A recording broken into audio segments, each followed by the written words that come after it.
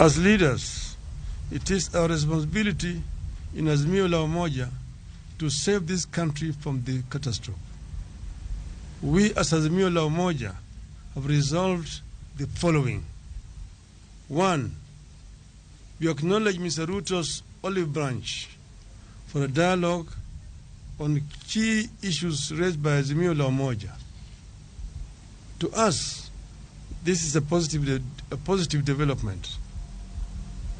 2.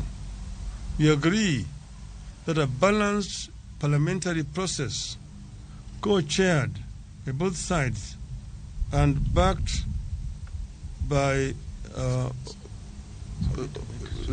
experts from outside,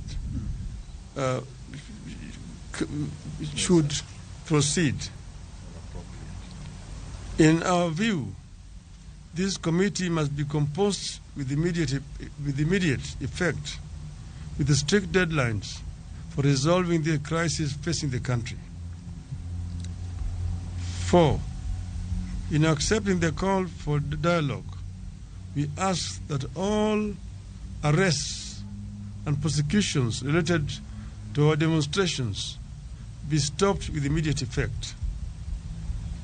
In view of the foregoing, we stand down our demonstrations for Monday, that is tomorrow, April 3rd, 2023.